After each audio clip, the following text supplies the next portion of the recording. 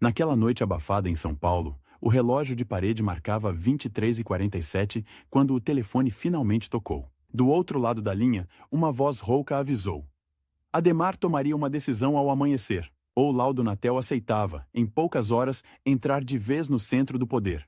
Ou veria o governo do maior estado do Brasil cair nas mãos de um rival que o desprezava desde os tempos de banco. Um filho de pequena cidade do interior tinha menos de uma madrugada para decidir se continuaria sendo apenas o homem dos números, ou se colocaria sua biografia em jogo diante da história. Anos antes, nada na vida daquele menino de São Manuel parecia apontar para um momento assim. A cidade, perdida entre plantações de café e poeira vermelha, era o tipo de lugar em que todos se conheciam pelo nome e pelo sobrenome. Em 1920, quando Laudo nasceu, o país ainda cambaleava entre a política do café com leite e as crises que derrubavam governos no Rio de Janeiro. Ali, no entanto, o barulho que importava era o da bola batendo na rua de terra, o apito improvisado de um juiz adolescente, o grito dos adultos reclamando: "Sai da rua, menino, vai estudar!" A casa dos Natel era simples, mas organizada com um rigor quase militar. A mãe, de olhar firme, repetia que o único patrimônio que podiam deixar aos filhos era a disciplina. O pai, comerciante, ensinava contas no caderno amarelado, somando e subtraindo moedas que pareciam sempre insuficientes. O pequeno Laudo se fascinava com aquilo. Linhas, colunas, números que, como se fossem jogadores bem posicionados em campo, podiam organizar o caos da vida real. Enquanto outros garotos sonhavam em vestir a camisa de um grande clube da capital, ele começou a perceber que sua vocação era outra: entender como o dinheiro circulava, como uma decisão de compra, um empréstimo ou um investimento podia mudar a sorte de uma família inteira. Ainda assim, quando o rádio da cidade transmitia os jogos dos grandes clubes paulistas, ele parava tudo, imaginando estádios enormes, bandeiras tremulando, multidões que nem conseguia visualizar na sua rua estreita. A adolescência chegou junto com a turbulência política nacional. A Revolução de 1930 sacudiu o país. E mesmo em São Manuel, as notícias de levantes, deposições e discursos inflamados chegavam com atraso, mas chegavam. Laudo via os adultos discutirem na porta da venda, dedos apontados, rostos vermelhos, mas se impressionava com outra coisa. Como, em meio à briga, alguém ainda era capaz de fazer a conta do fiado, anotar o valor correto e manter tudo em ordem. A política parecia tempestuosa, mas os números, estes sim, pareciam oferecer um chão firme. Aos 15, 16 anos, o interior já não comportava sua ambição silenciosa. Ouvia falar da capital como de outro planeta. Arranha-céus, bondes, fábricas, bancos enormes. De tanto insistir, convenceu a família de que precisava tentar a sorte em São Paulo. A despedida foi agridoce. Um trem velho, um embrulho com poucas roupas, um pão embrulhado pela mãe, mais recomendações do que dinheiro. Trabalhe direito, não se envolva com confusão e não esqueça de onde veio, disse o pai, apertando sua mão por mais tempo do que gostaria de admitir. Ao chegar à Estação da Luz, foi engolido por um mar de gente. Homens de terno escuro andavam apressados. Mulheres com sacolas equilibravam-se entre anúncios luminosos e buzinas. As ruas eram muito mais largas que as da sua infância. Mas o sentimento era o oposto. Tudo parecia apertado, comprimido, urgente. As vitrines de bancos chamavam sua atenção. Atrás dos vidros grossos, homens bem vestidos lidavam com papéis importantes. Olhavam relógios de bolso, escreviam em grandes livros de registro. Ali, ele sentiu uma espécie de choque. Era aquele o mundo que queria dominar. Conseguiu, com a ajuda de um conterrâneo, uma vaga modesta num banco. Começou como contínuo, quase invisível. O serviço era pesado. Subir e descer escadas com maços de papel, carregar pastas, entregar correspondências sob o olhar impaciente de gerentes que pareciam medir cada segundo de atraso. Mas em silêncio, Laudo observava tudo. A forma como os chefes tratavam os clientes importantes, o cuidado com que assinavam documentos, o jeito como consultavam números antes de autorizar qualquer coisa. Foi nesse cenário que surgiu, pela primeira vez, uma figura que se tornaria quase uma sombra em sua trajetória. Um colega um pouco mais velho, ambicioso, elegante demais para o cargo que tinha. Ele já chegava ao trabalho com o terno impecavelmente passado e o cabelo alinhado com brilhantina. Falava alto, Fazia graça com os superiores e, a cada oportunidade, lembrava que tinha contatos na política paulistana. Enquanto Laudo preferia aprender em silêncio, o rival colecionava sorrisos e promessas. No primeiro grande teste, o tempo virou inimigo declarado. O banco anunciara que em 6 meses faria uma reestruturação. Muitos seriam dispensados, alguns poucos promovidos. Foi como um apito de início de partida. Os dois jovens sabiam que não havia lugar para todos. O rival apostou no carisma.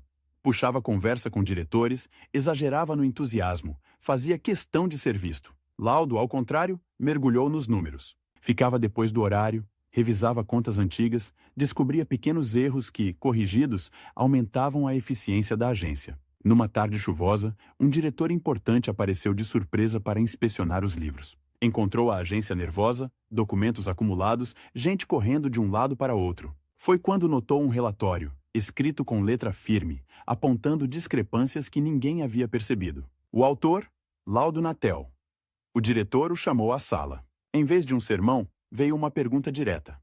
Foi você que encontrou isso? Como?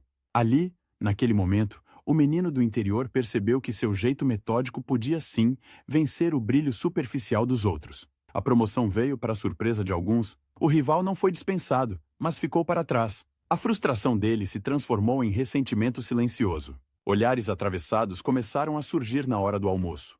Conversas interrompidas quando Laudo entrava na sala. Ele entendeu cedo o preço de subir.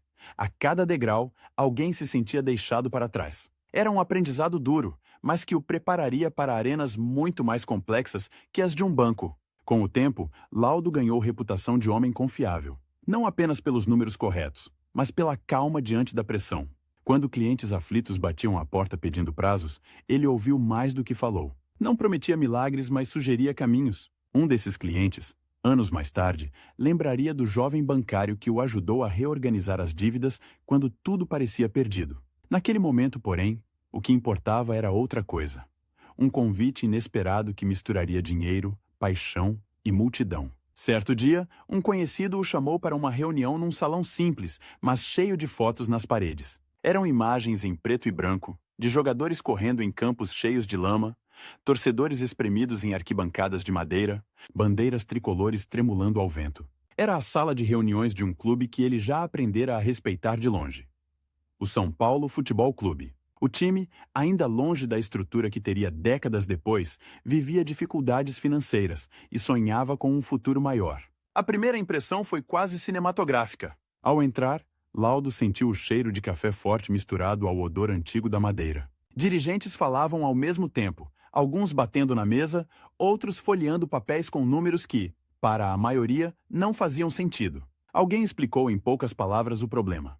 O clube queria crescer, mas a conta não fechava. Ali, no meio do caos, suas habilidades discretas se tornaram, de repente, centrais. Pediram que ele analisasse a situação, desse um parecer. O menino de São Manuel respirou fundo e, com a mesma calma que aprendera no banco, começou a traduzir os números para aquela gente apaixonada. Foi assim que nasceu sua ligação com o São Paulo.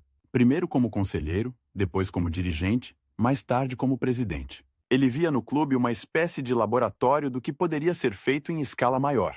Investimentos planejados, obras ousadas, gestão séria e, aos poucos, algo começou a ficar claro. Os corredores do futebol se esbarravam, o tempo todo, com os da política. Deputados apareciam em festas do clube, secretários de governo sentavam-se em camarotes, generais eram convidados de honra em jogos decisivos. Quem se destacava ali chamava a atenção lá. Não demorou para que o rival do banco reaparecesse, agora em outro figurino. Com o passar dos anos, ele também havia se aproximado da política, circulando em festas, oferecendo favores, posando em fotos ao lado de figuras influentes. Quando soube que Laudo ganhava protagonismo no São Paulo, sentiu o velho incômodo ressurgir. Na cabeça dele, o espaço de destaque no mundo esportivo e político era um território a ser conquistado, não compartilhado. E mais uma vez, ele decidiu disputar cada centímetro. A década de 1950 trouxe ao Brasil uma mistura explosiva de desenvolvimento econômico e populismo político. Em São Paulo, um nome ganhava força e dividia opiniões. Adhemar de Barros. Para uns, um líder capaz de fazer obras grandiosas. Para outros, símbolo de abusos e excessos. Para além dos rótulos, um fato era inegável. Ele entendia o poder da imagem, do contato direto com o povo, das alianças com clubes populares, e foi justamente nesse cruzamento que seu caminho se alinhou ao de Laudo Natel. Ademar enxergou no dirigente do São Paulo algo raro.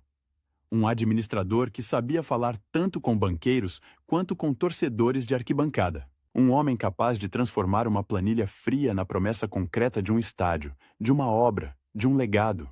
Quando começaram a discutir, nos bastidores, planos mais ambiciosos para o clube e para o Estado, o nome de Laudo passou a circular em ambientes que ele jamais imaginara frequentar na juventude. Gabinetes de secretários, salões do Palácio dos Bandeirantes, jantares, reservados onde o futuro político de São Paulo era desenhado em guardanapos de papel. Foi nesse cenário, de aproximação gradual com o poder, que surgiu o convite que mudaria tudo. Integrar a chapa de Ademar como vice-governador.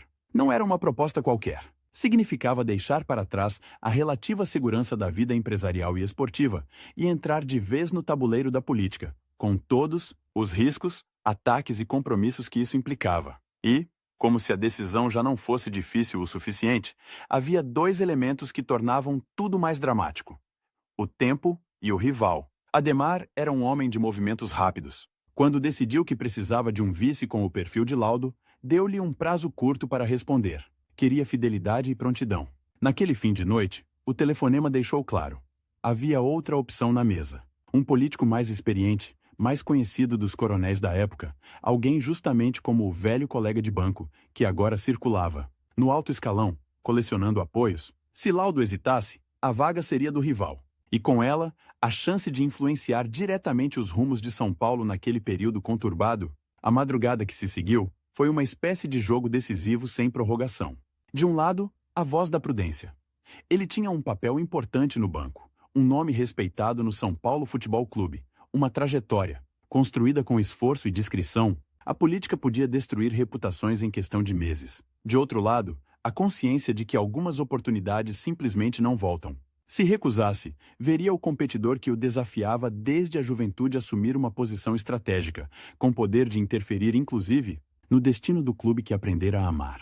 Enquanto o relógio avançava, imagens se misturavam em sua mente. Via o garoto descalço de São Manuel, somando moedas com o pai. Via a primeira vez em que corrigiu, sozinho, um erro contábil que poderia ter custado caro ao banco. Via o semblante preocupado de dirigentes do São Paulo confiando na sua palavra. Via, por fim, o vulto de Ademar, com seu jeito teatral, falando de obras gigantescas, de um Estado que precisava crescer, de um povo que queria resultados concretos. E por trás de tudo isso, sentia o olhar invisível, mas real, do rival, esperando que ele vacilasse. Ao se aproximar da aurora, a cidade ainda escura e úmida, Laudo tomou sua decisão. Não seria refém do medo nem da vaidade. Se entrasse na política, seria para fazer o que sempre fizera: organizar, planejar, construir. Não se iludia com o brilho do poder, mas também não fugia da responsabilidade quando ela batia à porta. Vestiu o terno com mais cuidado que de costume. Olhou-se no espelho sem grandiosidade, apenas com a serenidade de quem sabe que, dali em diante, não haveria mais como separar o banqueiro, o dirigente esportivo e o futuro homem público. Quando saiu de casa naquela manhã, o sol começava a tingir de laranja os prédios de São Paulo. O ruído dos bondes, dos carros e das pessoas voltava a compor a sinfonia caótica que o recebera anos antes na Estação da Luz. Mas agora tudo parecia diferente. Ele não era mais o jovem assustado do interior. Era um homem prestes a dizer sim a uma proposta que o colocaria na linha de frente, em um dos períodos mais turbulentos da história do Estado, e, enquanto caminhava em direção ao encontro decisivo com Ademar, sabia que, com aquela escolha, iniciava-se um jogo muito maior, em que cada minuto contaria e cada gesto seria observado, discutido e cobrado. O tempo que tivera para decidir se esgotara. A partir dali, seria o tempo da história que começaria a correr contra, ou a favor, de Laudo Natel. Anos depois, quando sirenes cortaram a madrugada ao redor do Palácio dos Bandeirantes e um ajudante de ordens correu pelo corredor, gritando que o telefone de Brasília não podia esperar, Laudo Natel teve um lampejo estranho. Tudo aquilo, o pânico, o som metálico, das botas ecoando no mármore, o cheiro de café requentado, começara de verdade naquela manhã em que ele dissera sim a Ademar. Entre aquele aperto de mãos e a notícia que prestes a estourar mudaria o comando de São Paulo, havia apenas alguns anos. Mas naquela noite, parecia que uma vida inteira tinha sido comprimida em poucas horas. Na manhã do encontro decisivo, o palácio parecia um teatro prestes a levantar o pano. Adhemar de Barros o recebeu com o mesmo sorriso largo que usava em comícios, mas os olhos denunciavam pressa. Na mesa, sobre um mapa do estado rabiscado a lápis, havia apenas 2 cadeiras. Ao lado da porta, em pé, fingindo conversar com um assessor, estava o velho rival de banco. Agora de terno caríssimo, gravata impecável, cabelo com ainda mais brilhantina, ele lançou a Laudo um sorriso que não chegava aos olhos. Ali estava o recado silencioso. Se o homem do interior hesitasse, o substituto já estava na antessala. Não temos o dia todo, Laudo, disparou Adhemar, sem rodeios. A convenção é hoje à tarde. Ou você topa agora, ou eu entro ali e anuncio outro vice. As palavras caíram como marteladas. Não havia mais madrugada para pensar. Nem relógio de parede marcando 23h47. Era ali, às claras, com o sol atravessando as janelas, que ele teria de escolher. Laudo olhou rapidamente para o rival, que disfarçava folheando um jornal imaginário, como se nada estivesse acontecendo. Pensou no São Paulo Futebol Clube, nas dívidas, no Morumbi, ainda sonhado em papel. Pensou na família no interior, no pai que ensinara, a jamais fugir de responsabilidades. E respondeu firme. Eu aceito. O silêncio durou menos de um segundo, mas pareceu longo. Adhemar bateu a mão na mesa, satisfeito, como quem confirma um gol em final de campeonato. Então vamos ganhar essa eleição, Dr. Laudo. E vamos fazer obra. Muita obra. O rival nem esperou ser dispensado. Despediu-se friamente, apertando a mão de Laudo com força demais, como se quisesse esmagar não os ossos, mas o destino. Ao descer a escadaria do palácio, Natel sentiu algo se reorganizar por dentro. Não era euforia, nem medo puro. Era a consciência de que, a partir daquele dia, qualquer passo em falso não o afetaria apenas como indivíduo. Arrastaria consigo o nome de um estado inteiro. A campanha que se seguiu foi um choque para o ex-bancário habituado a planilhas silenciosas. De repente, ele estava em cima de caminhões de som, sacudindo bandeiras, falando para praças lotadas. Nos comícios da capital, Adhemar ocupava o centro do palanque com seu jeito teatral. Promessas grandes, frases de efeito. Natel, ainda contido, aprendia a traduzir números em imagens que o povo entendesse. Em vez de falar de equilíbrio fiscal, falava de estrada que sai do papel, de hospital que abre a porta e não fecha em 6 meses. O trunfo inesperado vinha do futebol. Quando o comício era perto de um estádio, a multidão parecia dobrar. Torcedores do São Paulo Futebol Clube queriam ver de perto o dirigente que prometia erguer, tijolo por tijolo, um dos maiores templos do futebol brasileiro. Alguns gritavam seu nome como se gritassem o de um centroavante. Outros o abordavam para saber se o Morumbi sairia mesmo, se não era apenas conversa de político. Ele respondia com a seriedade de sempre, quase como se estivesse em reunião de conselho, e isso criava um contraste curioso com o show de pirotecnia verbal de Adhemar. Do outro lado, o rival também se movimentava. Entrou na campanha da oposição, oferecendo-se como o vice da moralização, alguém que conhecia os podres do sistema. Usava, sem pudor, histórias distorcidas dos tempos de banco, insinuando que Laudo era apenas o homem do dinheiro, mais preocupado em defender interesses de empresários e cartolas do que do povo. Em alguns comícios, o nome de Natel era vaiado, misturado a gritos contra o futebol dos ricos. O jogo estava longe de ser ganho. A tensão aumentou quando um jornal destacou, em letras enormes, o tamanho das dívidas do São Paulo e o custo estimado para erguer o Morumbi. A manchete sugeria que, se eleito, o vice de Adhemar poderia usar a máquina pública para salvar o clube do coração. A fotografia era cruel. Um estádio em obras, com caminhões atolados na lama, operários anônimos, e ao fundo, a legenda insinuando favorecimentos. Nas rodas políticas, o boato corria solto. Esse Natel vai misturar governo com arquibancada. Nas 72 horas seguintes, ele precisou agir com a precisão de uma jogada ensaiada nos acréscimos. O prazo para rebater a acusação e evitar que ela se cristalizasse antes da eleição era mínimo. Reuniu documentos, contratos, comprovantes, tudo que mostrasse que o Morumbi se ergueria com esforço próprio. Parcerias, financiamento responsável. Em vez de se esconder, aceitou ir a um programa de rádio hostil, responder perguntas duras, explicar, ponto a ponto como via a relação entre clube e poder público. Falou de transparência, de regras claras, de responsabilidade. A certa altura, um dos radialistas, acostumado a derrubar candidatos com perguntas venenosas, pareceu desarmado pela clareza técnica e pela calma do entrevistado. "O senhor fala de estádio como se estivesse falando de uma escola de engenharia, Dr. Laudo", ironizou o apresentador.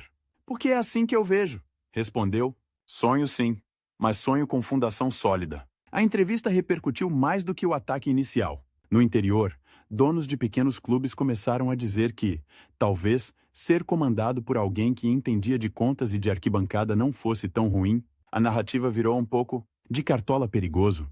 Ele passou a ser visto, em alguns círculos, como o administrador frio que o governo precisaria ter ao lado de um líder carismático.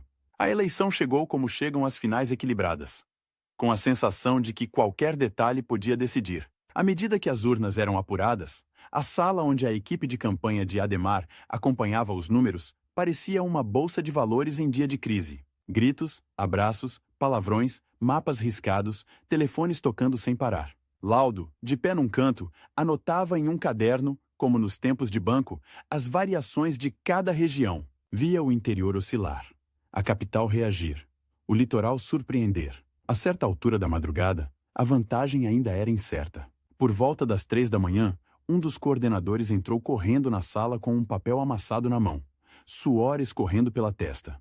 "Virou! Virou no interior!" berrou. "A vantagem é nossa!" O clima mudou instantaneamente. Adhemar foi erguido pelos correligionários, abraçado, beijado. Natel recebeu alguns abraços mais contidos, mas sabia o que aqueles números significavam. O filho de São Manuel, que começara carregando pastas num banco, agora seria o vice-governador do maior estado do país. E com isso, carregaria também um fardo silencioso. A responsabilidade de manter de pé as pontes entre o mundo exuberante do chefe e a realidade dura dos cofres públicos. Assumir o cargo não significou para ele apenas mudar de gabinete. Significou entrar num labirinto. O Palácio dos Bandeirantes pulsava em outro ritmo. Havia sempre alguém batendo à porta, pedindo um favor, uma obra, um cargo. Generais, deputados, empresários, sindicalistas, bispos, cada um com sua urgência, sua promessa, sua ameaça velada. Adhemar circulava por aquele mundo com naturalidade, rindo alto, contando causos, trocando tapinhas nas costas. Laudo, ao lado, observava em silêncio, como fizera no banco na juventude, anotando mentalmente o que era prioridade, o que era inviável, o que era risco. Não demorou para que o rival surgisse de novo, agora mais perigoso do que nunca. Habilidoso, ele conseguira uma nomeação estratégica em um órgão ligado ao governo federal. Em plena ascensão do regime militar, passou a visitar São Paulo com frequência, sentando-se em restaurantes discretos com políticos locais, espalhando a narrativa de que Adhemar era um excesso tolerado e que, mais cedo ou mais tarde, Brasília precisaria colocar alguém mais alinhado no comando do Estado. E, claro, insinuava que, se isso acontecesse, o vice-ademarista demais cairia junto. Foi nesse clima que explodiu o golpe de 1964. De um dia para o outro, discursos que até então eram normais passaram a ser perigosos. Alianças que valiam ouro tornaram-se chumbo. O país amanheceu sob tanques nas ruas, rádios transmitindo comunicados em tom marcial, boatos de listas negras circulando em cafés e repartições. No palácio, o telefone não parava. Empresários ansiosos queriam saber se obras continuariam. Prefeitos temiam perder mandatos. Dirigentes esportivos perguntavam se haveria campeonato. Em meio ao turbilhão, Laudo sentiu que seu relógio interno recomeçava a contar em contagem regressiva. Havia uma janela estreita para se posicionar. Nem parecer aliado cego de qualquer aventureiro, nem ser visto como inimigo do novo poder. Passou noites inteiras revisando números, preparando relatórios que mostravam a importância estratégica de São Paulo, a necessidade de estabilidade para a economia, a rede de obras em andamento que não podiam ser simplesmente interrompidas sem prejuízo ao país. Sabia que muitos daqueles papéis cruzariam mesas de generais que não tinham paciência para discursos longos. O rival aproveitou o momento. Em conversas sussurradas, sugeria que Natel era apenas o braço financeiro de um governo marcado por denúncias, que não teria força para sobreviver sem Adhemar. Em Brasília, defendia que, se fosse preciso intervir em São Paulo, havia nomes mais confiáveis. E, é claro, colocava o próprio entre eles. A tensão atingiu o auge quando surgiram rumores de que os direitos políticos de Adhemar seriam cassados. A morte política do governador passou a ser discutida em jornais, corredores, reuniões secretas. De repente, o cenário que parecia improvável meses antes tornava-se plausível. São Paulo poderia acordar, a qualquer momento, sem o homem que concentrava em si a força e as contradições daquele governo. E então, quem ficaria com a chave do palácio? Numa noite abafada, parecida com aquela em que decidira aceitar ser vice, Laudo foi chamado a uma reunião reservada com emissários do governo federal. Em uma sala pouco iluminada, apenas com o som distante de carros na avenida, ele ouviu a pergunta que vinha sendo ensaiada há dias. Se houver mudança no quadro, o senhor está disposto a assumir? Não houve promessas claras, nem garantias. Apenas insinuações, frases cortadas ao meio, olhares pesados. O recado, no entanto, estava dado. O relógio corria, e ele tinha pouco tempo para definir uma linha. Se mostrasse lealdade absoluta a Adhemar, poderia afundar com ele. Se afastasse demais, poderia ser visto como traidor pelo próprio Estado que aprendera a respeitar o moço de obras. O limite era estreito como linha de impedimento em final de campeonato. Naquela noite, de volta ao gabinete, ficou sozinho com uma xícara de café que esfriava rápido demais. Do lado de fora, a cidade continuava seu barulho habitual. Aqui dentro, tudo parecia suspenso. Em cima da mesa, 2 montes de papéis. De um lado, relatórios do governo, números, projetos. De outro, documentos do São Paulo Futebol Clube, plantas do Morumbi, cronogramas de construção. 2 mundos que naquela encruzilhada pareciam se fundir em um só.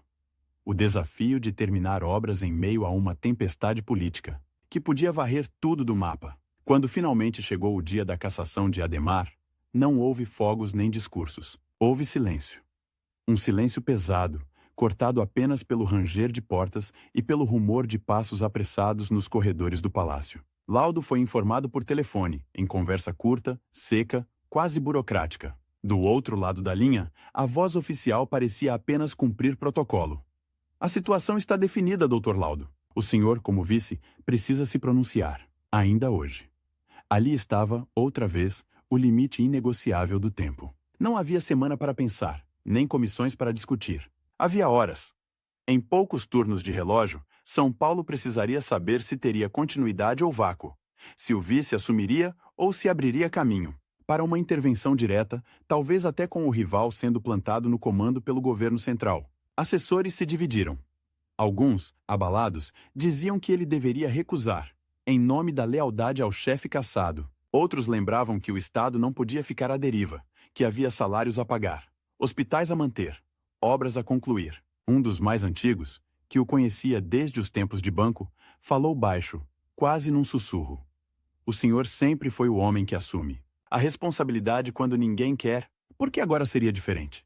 Enquanto as horas passavam, o rival movia as próprias peças. Em Brasília, intensificava conversas, sugeria nomes para possíveis interventores. Fazia circular a ideia de que Natel era tímido demais, técnico demais, fraco para tomar decisões duras. Apostava que o medo paralisaria o vice, abrindo espaço para que outra solução fosse imposta de cima para baixo. Mas o menino de São Manuel, que aprendera cedo que números não aceitam desculpas, sabia que, às vezes, o maior risco é a omissão. Lembrou-se da primeira grande inspeção no banco, quando poderia ter deixado passar uma irregularidade e preferiu apontá-la, arriscando a própria vaga. Lembrou-se do dia em que aceitou ir à rádio hostil defender o Morumbi, em vez de se esconder. Lembrou-se da madrugada em que dissera sim a Adhemar, mesmo sabendo que a política poderia engoli-lo. Quando o relógio se aproximou do limite, ele tomou sua decisão. Chamou os assessores mais próximos, pediu que preparassem o texto de posse. Não um discurso triunfal, mas uma fala firme, serena, que deixasse claro que, apesar da tempestade, alguém estava disposto a segurar o leme. Pediu também uma coisa que surpreendeu a todos: que um dos primeiros compromissos, após a posse, fosse uma visita discreta às obras do Morumbi, não por vaidade clubística, mas para enviar um recado silencioso ao Estado inteiro. A de que, mesmo em meio ao furacão, obras, públicas e simbólicas, continuariam. Minutos antes da cerimônia, já com o terno escuro alinhado, ele caminhou sozinho por um corredor lateral do palácio. Do lado de fora, jornalistas se acotovelavam, microfones estendidos, ansiosos por qualquer palavra. Lá dentro, o som era abafado, quase distante. Foi então que ouviu as sirenes cortando a madrugada, anunciando a chegada de autoridades, carros oficiais, militares. O eco daquele som misturou passado e presente. A madrugada do telefonema de Adhemar, as noites em claro analisando relatórios, os domingos de Morumbi em construção. Ao empurrar a porta que dava acesso ao salão da posse, sentiu algo que o acompanharia pelo resto da vida. A certeza de que, a partir daquele passo, já não haveria mais retorno. O vice discreto, o dirigente esportivo, o bancário metódico. Todas essas versões de si mesmo se reuniam agora em uma só figura, prestes a carregar nos ombros o peso do governo de São Paulo em um dos períodos mais turbulentos da história brasileira. E, em algum lugar, talvez em Brasília, talvez em um gabinete vizinho, o rival entendia, finalmente, que a partida estava longe de terminar. Ela, na verdade, estava apenas começando. Naquela noite, quando o helicóptero sobrevoou o Morumbi iluminado e o estádio rugiu como um vulcão em erupção, Laudo Natel teve outro, daqueles flashes de contraste brutal. 100.000 pessoas gritando seu nome como dirigente esportivo. E a poucos quilômetros dali, Palácio dos Bandeirantes, onde ele passara anos falando quase em sussurros, negociando no limite com generais que não admitiam perder. O controle nem por um minuto. O mesmo homem que agora recebia aplausos de arquibancada era aquele que, muitas madrugadas antes, havia assinado decretos com a mão, trêmula, sem saber se, ao amanhecer, continuaria governador ou seria apenas mais um nome riscado em alguma lista secreta em Brasília. Do primeiro passo como chefe do executivo até aquele mar de gente no Morumbi, tudo parecia atravessado pela mesma urgência. O tempo nunca jogava a favor. Quando assumiu o governo após a cassação de Adhemar, não teve direito nem à lua de mel, nem a ensaio. Era como entrar em campo na metade do segundo tempo, com o placar indefinido e a torcida desconfiada. O clima na capital era de desassossego. A voz grave do regime militar ecoava em cada decisão. A sombra de Brasília se estendia sobre cada despacho. E, no entanto, era de São Paulo que se exigia eficiência, contas em ordem, obras que mantivessem a máquina econômica rodando. Enquanto, o país inteiro reaprendia, à força, a falar baixo. Logo nos primeiros dias, o novo governador percebeu que não governaria apenas para correligionários ou aliados de ocasião. Governaria sob o olhar atento de oficiais fardados, tecnocratas frios, empresários ansiosos e de um povo que, mesmo com medo, continuava a cobrar aquilo que parecia inegociável: trabalho concreto. A agenda se transformou em uma sequência de reuniões com prazos impraticáveis. Precisamos de um plano em 48 horas. O relatório tem de estar pronto antes da próxima visita de Brasília. Cada telefonema urgia como sirene de ambulância. Cada pastinha colocada sobre sua mesa trazia, em letras miúdas, a mesma mensagem invisível: não erre. O rival, é claro, não tinha desaparecido. Apenas mudara de tática. Em vez de discursos de palanque, operava na penumbra dos gabinetes. Em Brasília, cochichava com assessores de ministros. Desenhava cenários em que São Paulo seria melhor administrado por alguém mais maleável, alguém que não tivesse amarras com o passado ademarista. Em São Paulo, cultivava prefeitos ressentidos, deputados esquecidos, dirigentes de entidades de classe cansados de promessas. Espalhava a ideia de que Natel era um mero interino, um governador tampão, a ser trocado assim que surgisse oportunidade. Laudo reagiu como aprendera no banco, abrindo gavetas, destrinchando números, perguntando onde cada cruzeiro estava sendo aplicado. Mandou levantar, em tempo recorde, o mapa completo das finanças estaduais. A sala em que recebeu o relatório final lembrava uma sala de guerra. Paredes cobertas por gráficos, tabelas, linhas em vermelho destacando. Déficits, colunas em verde, mostrando as poucas áreas em que o Estado respirava. Diante daquele painel, ele definiu a primeira batalha: salvar o caixa sem paralisar as obras essenciais. Era como equilibrar um time que precisava atacar sem descuidar da defesa. Tomou decisões impopulares, cortou gastos supérfluos, reduziu favorecimentos, segurou nomeações em troca de algo que, na política, costuma ter pouco valor simbólico: equilíbrio fiscal. Velhos aliados torceram o nariz. Alguns tentaram arrancar vantagens na marra, ameaçando com rompimentos ruidosos. Ele ouviu, ponderou e, na maior parte das vezes, manteve a linha. Sabia que qualquer sinal de fraqueza seria transmitido, em questão de horas, ao círculo do rival em Brasília, que o exibiria como prova de que São Paulo não tinha comando. Ao mesmo tempo, outra contagem regressiva corria por fora da política. O calendário das obras do Morumbi, as estruturas de concreto cresciam, mas as dívidas também. Havia quem sugerisse, com falsa generosidade, que o governador poderia dar um jeito, encaixando aqui e ali um contrato vantajoso. Para o Clube do Coração, uma linha de crédito misteriosa, um aporte escondido no meio de tantas rubricas de investimento, bastaria uma canetada.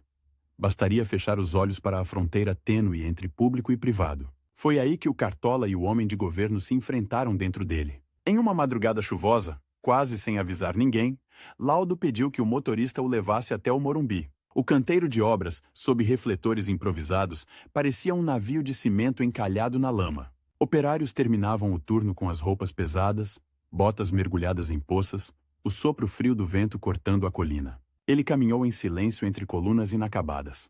Passou a mão no concreto áspero, sentiu o cheiro de ferrugem e terra molhada. Ali, mais do que em qualquer auditório, entendeu o tamanho da tentação. Bastava misturar um pouco as contas e o sonho de décadas poderia andar mais rápido. Mas também ali, diante daqueles blocos de cimento, visualizou, quase como uma cena futura, manchetes cruéis ligando o governador ao estádio faraônico bancado com dinheiro público. Viu o rival sorrindo por trás de supostos escândalos. Ouviu, em sua imaginação, discursos inflamados em Brasília contra o dirigente, que confundiu o caixa do Estado com o do clube. E decidiu, com a mesma sobriedade com que costumava fechar balanços. A fronteira não seria cruzada. O Morumbi continuaria dependente de esforço próprio, parcerias, criatividade financeira, mas não do atalho fácil do dinheiro estatal. Essa escolha, aparentemente invisível, começaria a desenhar uma marca. A de um governador que preferia perder popularidade de curto prazo a ganhar manchetes de glória vazia. Com o passar dos meses, a tranquilidade inicial do regime deu lugar a pressões mais diretas. Cada encontro com emissários federais vinha acompanhado de alguma cobrança. Mais alinhamento, menos ruído, maior disciplina. Ao mesmo tempo, sindicatos e entidades civis pressionavam pela outra ponta, temendo que São Paulo se tornasse apenas um apêndice obediente de ordens vindas de fora. Nesse terreno minado, Laudo jogava como meio-campista que sabe que um passe errado pode desencadear o contra-ataque fatal. Em reuniões fechadas, defendia a autonomia do Estado com números, não com bravatas. Mostrava quanto São Paulo arrecadava, quanto produzia, quantos empregos dependiam da continuidade de obras específicas. Evitava discursos ideológicos. Sabia que, naquele momento histórico, palavras podiam valer como munição. Preferia falar de pontes, estradas, hospitais, escolas. Aquilo que na superfície parecia neutro, mas que, no dia a dia, significava qualidade de vida para milhões de pessoas. O rival, astuto, tentou virar o jogo explorando justamente essa descrição. Em conversas reservadas, vendia a versão de que Natel era fraco, sem pulso, incapaz de impor São Paulo na mesa dos grandes. Apresentava-se como alternativa. Alguém que saberia falar a língua do regime e, ao mesmo tempo, domar a máquina estadual. Disseminou boatos de que Laudo não passaria do final do mandato tampão, de que um interventor logo seria nomeado, de que o nome certo para a próxima fase já estava escolhido. O dele, é claro. Quando o primeiro mandato no Bandeirantes terminou, o relógio parecia voltar a zero. O Estado não ruíra. As contas estavam menos caóticas. Obras importantes haviam avançado. Mas a pergunta que importava agora era outra. Quem comandaria a próxima etapa? A escolha do governador, em tempos de regime, não viria das urnas populares, mas de uma engrenagem indireta, com filtros em Brasília, negociações silenciosas e uma espécie de vestibular político em que os candidatos eram testados em lealdade, eficiência e capacidade de evitar problemas. Nos corredores do poder, a disputa entre Natel e o rival reacendeu com força. A contagem regressiva agora tinha data e hora.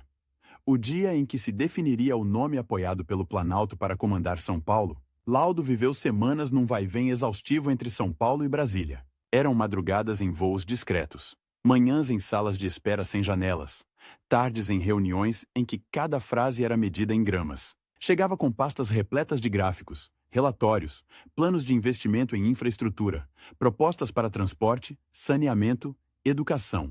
Saía com promessas vagas, acenos sutis, silêncio calculado. O rival apostava em outra estratégia. Em vez de gráficos, distribuía confidências ao pé do ouvido. Criticava a Anatel sem citá-lo, deixando no ar que o outro candidato era excessivamente ligado ao passado, pouco carismático, frio demais para lidar com crises políticas. Apresentava-se como uma solução mais política, alguém que saberia evitar constrangimentos ao regime. Jogava com o medo de que São Paulo se tornasse foco de instabilidade. Medo sempre presente nas mesas de generais. Foi então que uma carta inesperada apareceu em cena.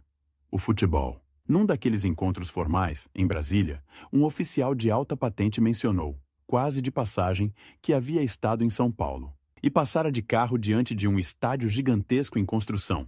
"Aquilo é seu também, não é, Dr. Laudo?" perguntou com um sorriso curioso. Natel, por um instante, viu a oportunidade abrir-se como brecha em zaga desatenta. Em vez de encolher o assunto, falou longamente sobre o projeto, a engenharia, o financiamento, a disciplina em manter o estádio em pé sem recorrer indevidamente ao poder público. Descreveu o Morumbi não apenas como arena esportiva, mas como símbolo de uma São Paulo que se pensava grande, que planejava em décadas, não em meses. Falou de como aquele colosso, nascido da iniciativa de um clube, expressava a capacidade organizacional do Estado, a força de seus profissionais, a disciplina de seu povo. Fez ali uma espécie de apresentação de slides oral, transformando concreto e arquibancadas em narrativa de grandeza controlada. Os generais ouviram com interesse genuíno. Alguns eram torcedores, outros viam no futebol uma forma de projetar imagem internacional. De repente, o sujeito discreto, que até então parecia apenas o homem dos números, ganhava outra dimensão. Dias depois, quando o relógio se aproximava do prazo final, a decisão veio em forma de telefonema seco, como quase tudo naquele período. Em vez do anúncio que o rival esperava, o recado foi outro. Brasília apoiaria o nome de Laudo Natel para comandar São Paulo em um mandato próprio, agora não mais como herdeiro acidental, mas como protagonista escolhido. O efeito para o rival foi devastador. Nos bastidores, soube-se de portas batidas com força, de xícaras arremessadas à parede, de frases cuspidas entre os dentes. Para Natel, não houve tempo para comemoração longa. Assim que desligou o telefone, olhou para o calendário. O prazo para transformar planos em realidade encolhera. 4 anos. 4 anos para mudar a cara de São Paulo, consolidar o Estado sob condições severas e, de quebra, terminar um estádio que, gostasse ou não, carregava o seu nome em silêncio. O mandato eleito começou com metas mais ambiciosas do que muitos julgariam prudentes. De um lado, havia uma cidade que se asfixiava no trânsito, com ônibus lotados e avenidas que já não comportavam a avalanche diária de carros. Do outro, havia regiões inteiras do interior sem acesso a hospitais decentes, escolas dignas, estradas seguras. Entre uma urgência e outra, a ideia de um metrô havia deixado de ser fantasia para virar projeto concreto. Cavaria-se o subsolo de São Paulo. Abrir-se-iam túneis sob ruas antigas. Erguer-se-iam estações que precisavam ficar prontas antes que a cidade parasse de vez. O relógio urbano corria em outra escala. Cada dia de atraso significava mais horas perdidas em congestionamentos, mais noites mal dormidas de trabalhadores exaustos. Laudo mergulhou nesse desafio como mergulhara anos antes nos relatórios do banco. Percorreu canteiros de obras, desceu em buracos onde máquinas enormes devoravam terra e pedra, ouviu engenheiros falarem de recalques, vibrações, riscos, mandou montar equipes de acompanhamento diário, pediu relatórios objetivos, insistiu que atrasos fossem previstos, e não apenas descobertos. Na véspera de inaugurações, enquanto isso, o rival, derrotado na escolha do nome, buscava outras brechas. Se já não poderia ser o governador naquele mandato, tentaria desgastá-lo para que não sobrasse legado. Surgiram denúncias exageradas de custo, insinuações de que o metrô era luxo para rico, tentativas de colar em Natel a imagem de um governante obcecado por obras grandiosas e indiferente ao cotidiano dos mais pobres. Em resposta, o governo intensificou programas de construção de escolas, ampliação de hospitais, melhoria de estradas vicinais. Era uma corrida para provar, com tijolos e cimento, que as grandes estruturas não deixariam o básico para trás. A pressão aumentou quando, em uma temporada particularmente chuvosa, um trecho de obra do metrô sofreu um deslizamento parcial, assustando moradores e acendendo alertas. Ninguém se feriu gravemente, mas as imagens de barro avançando sobre ruas e carros encheram páginas de jornais e telas de televisão.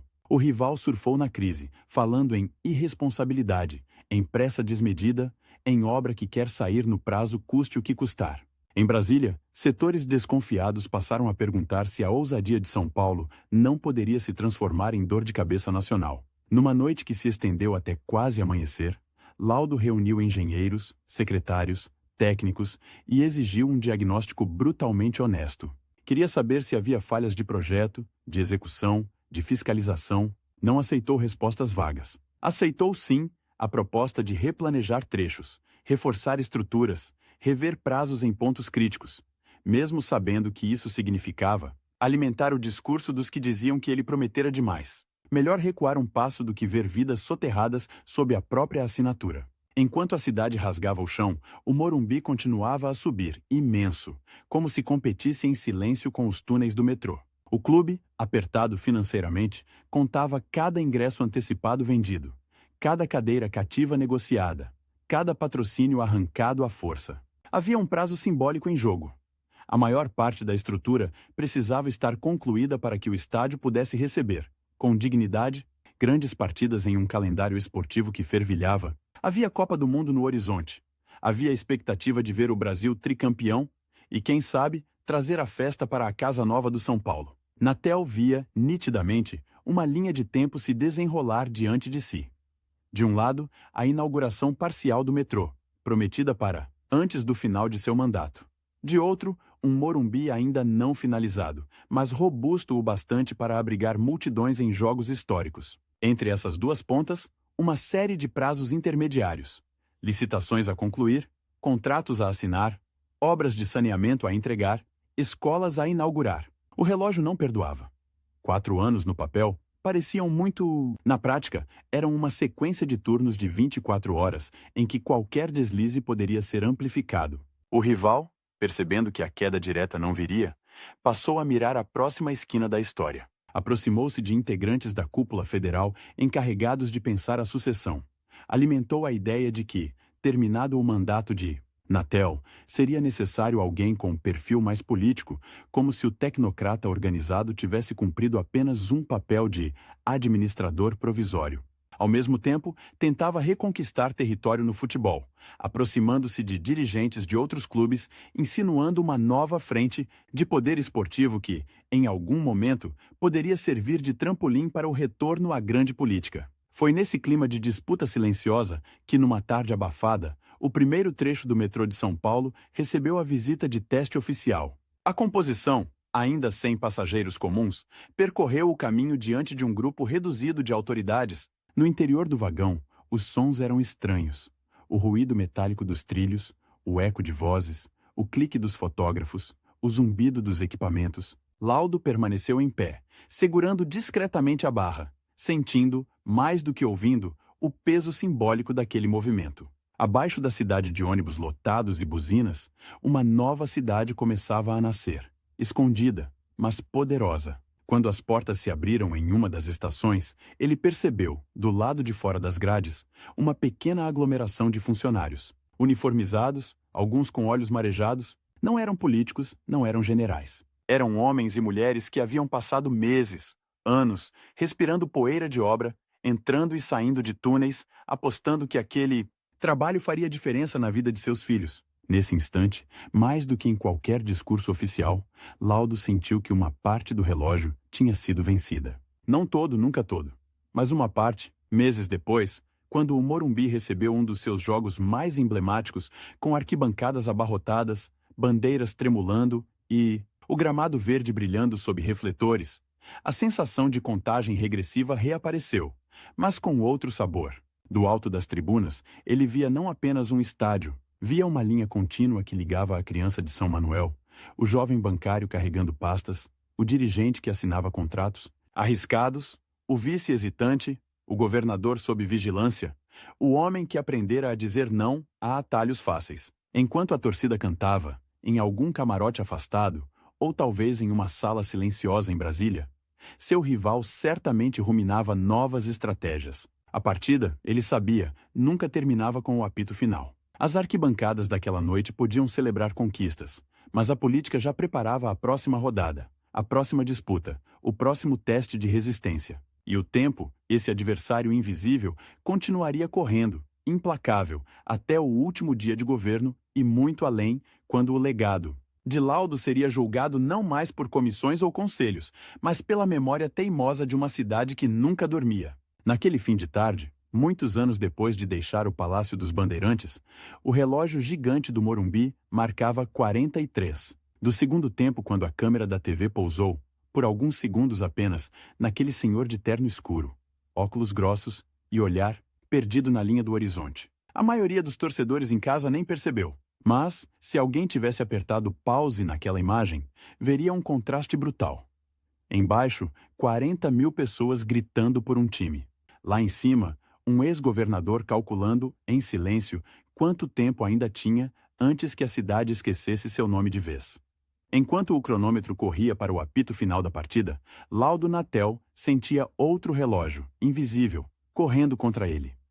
O da memória. Ao sair do governo, não houve fanfarra. Não houve multidão na porta do palácio, nem discurso apoteótico na sacada. Houve caixas de papelão, empregados desmontando em poucas horas um ambiente que levara anos para se tornar familiar. Retratos retirados da parede, brasões embrulhados em plástico bolha, gavetas esvaziadas com eficiência de mudança de escritório. Na sala em que assinara decretos decisivos, o silêncio era quase ofensivo. O relógio de parede que o acompanhara em tantas madrugadas continuava ali, impassível.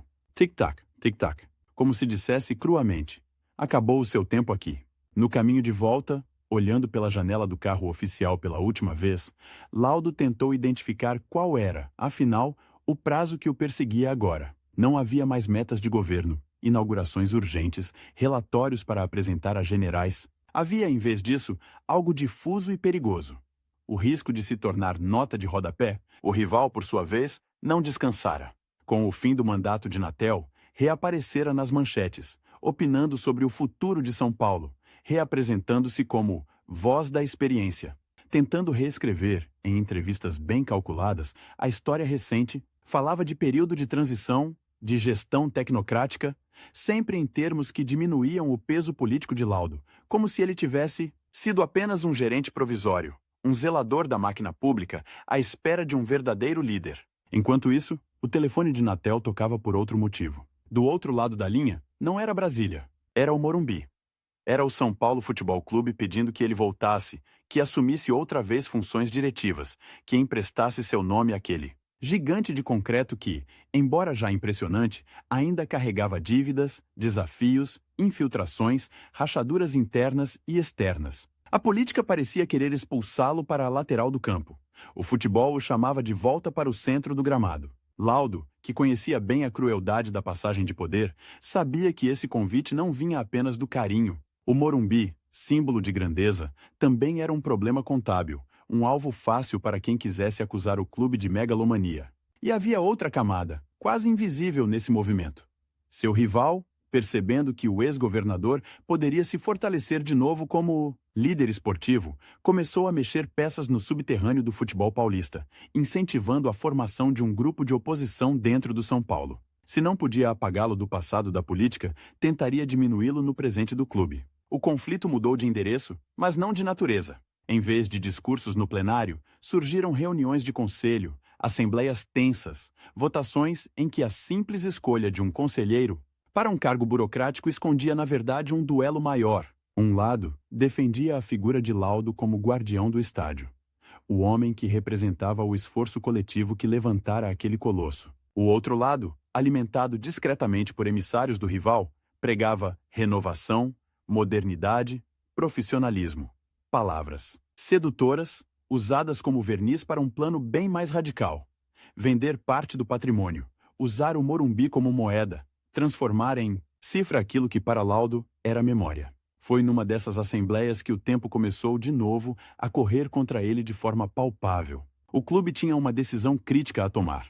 Aceitar ou não uma proposta agressiva de negócio que, na prática, colocaria o estádio sob controle de um consórcio externo por décadas. A oferta vinha com promessas de estabilidade financeira, modernização, shows internacionais, mas nas linhas miúdas significava entregar a alma do Morumbi. A votação seria em poucos dias. O médico havia recomendado que Laudo evitasse estresse intenso depois de um susto recente, uma taquicardia que o fizera enxergar, por alguns segundos, tudo em preto e branco. Chegou a hora de se poupar, dissera o cardiologista, colocando sobre a mesa um papel com prazos, exames, remédios, mais um relógio. Ele olhou para a prescrição, respirou fundo e, como fizera tantas vezes frente a planilhas e relatórios, decidiu que tipos de riscos estava disposto a assumir. Não podia competir com a juventude dos novos dirigentes, nem com a agressividade retórica dos articuladores ligados ao rival. Mas podia fazer o que sempre fizera melhor: conversar, um a um, com quem realmente decidia. Durante 3 dias, quase sem descanso, recebeu conselheiros antigos, telefonou para outros, percorreu corredores do clube como se ainda fosse aquele jovem bancário de São Manuel que batia de porta em porta oferecendo serviços. Explicou, em termos simples e diretos, o que significava amputar o controle sobre o estádio que levara décadas para ser erguido. As cenas desses encontros tinham algo de brutal e comovente. Em uma sala de reuniões de teto baixo, um homem de mais de 70 anos, com o coração remendado por remédios, desenhava em guardanapos o fluxo de caixa do clube, apontando riscos que muitos preferiam ignorar. Alguns conselheiros saíam tocados, outros irritados, outros ainda visivelmente divididos. No meio dessa maratona silenciosa, uma notícia correu pelos bastidores como raio. O rival, aquele que o enfrentara na política estadual, enviara um emissário pedindo uma conversa reservada. O encontro, marcado num escritório discreto no centro da cidade, parecia cena de filme no ar. Cortinas fechadas, luz amarela, café frio sobre a mesa. O adversário de décadas, agora com cabelos ralos e olhos cansados, entrou sem a arrogância de antes. A primeira frase foi um choque. Ele vinha pedir apoio. Um novo rearranjo político se desenhava no Estado. Novas alianças se formavam. E, no meio de tudo, uma candidatura apoiada por ele. Sofrera um abalo com denúncias de irregularidades. Precisava da chancela de alguém percebido como sério, discreto, competente. Precisava, em suma, do selo Laudo Natel. Havia um twist amargo nesse pedido. O homem que, por tantos anos, o descrevera como fraco, sem carisma, agora reconhecia na prática que aquele estilo discreto se transformara em capital moral. Laudo ouviu com calma. Não levantou a voz, não jogou na cara mágoas antigas. Apenas fez perguntas curtas, cortantes, sobre o projeto que lhe era apresentado. Quis saber se havia compromisso real com planejamento, com responsabilidade fiscal, com respeito às instituições. O rival, acostumado a negociações em que tudo se relativiza, percebeu que não conseguiria arrancar um apoio no grito. Ao fim da conversa, saiu sem o sim que esperava. Saiu, na verdade, com algo mais doloroso. A certeza de que o tempo, implacável, havia virado também contra ele. Poucos dias depois, na Assembleia Histórica do São Paulo, o clima era de estádio em final de campeonato. Corredores lotados, cochichos nervosos, papéis mudando de mão a todo instante. Do lado de fora, alguns torcedores, sem entender detalhes jurídicos, balançavam bandeiras, como se aquela votação fosse um jogo decisivo. Lá dentro, cada voto representava um futuro possível para o Morumbi. A favor do negócio, promessas de números gordos. Contra, o apelo à história, à identidade. Laudo, sentado na primeira fila, sentia o coração bater no ritmo das contagens. Quando a urna se fechou e os votos começaram a ser apurados, o silêncio se tornou mais pesado que qualquer grito de arquibancada. O resultado foi apertado, mais apertado do que qualquer um dos lados admitiria publicamente. A proposta de entrega do controle majoritário do estádio foi rejeitada por margem mínima. A notícia correu como fogo em capim seco. O Morumbi continuaria sendo essencialmente do clube. Alguns chamaram de conservadorismo, outros de heroísmo. Para Laudo, significou, acima de tudo, ganhar tempo. Talvez não décadas, talvez nem muitos anos, mas tempo suficiente para que uma nova geração, menos seduzida por atalhos, assumisse o comando com outras ideias. Enquanto os anos avançavam, a cidade mudava numa velocidade quase brutal. O metrô que ele ajudara a tirar do papel expandia-se como uma teia subterrânea. Novas linhas, novas estações, novos trajetos. Milhões de pessoas, todos os dias, deslizavam pelos túneis que, décadas antes, haviam sido objeto de dúvidas e críticas. Do lado de fora, no alto, vias expressas que começaram em seu mandato agora estavam saturadas de carros, como se a cidade estivesse sempre correndo atrás de si mesma. Em determinada manhã, preso num engarrafamento dentro de um táxi comum, já não tinha carro oficial, escoltado por motos. Laudo olhou, quase em transe, para uma estação de metrô abarrotada à margem da avenida. A cena, vista pela janela, parecia uma resposta tardia àquelas noites de relatórios e gráficos. O futuro, afinal, havia chegado. A política, por outro lado, tornara-se um lugar em que ele circulava como visitante eventual. Era convidado aqui e ali para solenidades, homenagens discretas, mesas redondas sobre história administrativa de São Paulo. Falava pouco.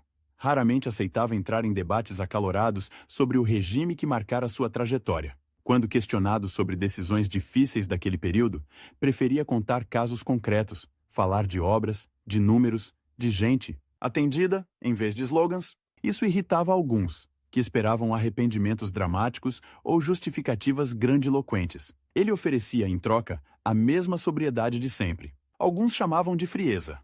Outros, com o tempo, passaram a ver como um tipo raro de honestidade. Seu rival, por sua vez, tentou se reinventar como comentarista da redemocratização, como articulador de bastidores de novos partidos, como pivô de alianças improváveis, mas num país que passava a olhar com mais suspeita para velhos caciques, aquela forma de operar encontrou resistências. Escândalos bateram à porta. Inquéritos foram instaurados. Um dia, o noticiário exibiu imagens dele saindo de um prédio oficial cercado por repórteres, rosto fechado, mãos enfiadas nos bolsos. Fugindo de perguntas sobre contratos suspeitos, foi uma cena dura, que mostrou a diferença de rotas. Enquanto um encerrava a vida pública em meio a explicações, o outro, mesmo questionado, mantinha uma biografia sem manchetes explosivas. A velhice chegou sem avisar, como sempre faz. Pequenas quedas, consultas médicas mais frequentes, aniversários que se acumulavam com velocidade de calendário folheado à pressa. No entanto, uma data em particular ganhava peso na cabeça de Laudo. O centenário do São Paulo Futebol Clube se aproximava no horizonte, como um jogo cuja final ele não queria perder de jeito nenhum. Era o seu novo prazo fatal. Chegaria inteiro até lá? Estaria lúcido o bastante para ver o Morumbi, não perfeito, mas vivo, pulsando sob o peso de uma história que ele ajudara a escrever? Sempre que podia, voltava ao estádio, às vezes em dias de grandes jogos, com bandeiras, fogos, cânticos, outras vezes em dias vazios, silenciosos, em que o gramado parecia um tapete verde abandonado no meio de uma concha de concreto. Numa dessas visitas solitárias, pediu a um funcionário que o deixasse caminhar, devagar, pela beira do campo. O velho dirigente desceu os degraus com cuidado de quem sabe que um escorregão pode ser fatal, mas ao mesmo tempo com a determinação de quem recusa se despedir de longe. Andou ao longo da linha lateral. Passou o olhar pelas arquibancadas, pelas cadeiras numeradas, pelos refletores. Em certo momento, parou diante do placar eletrônico, apagado. Imaginou na mente números acesos. 1:59, 1:58, 1:57.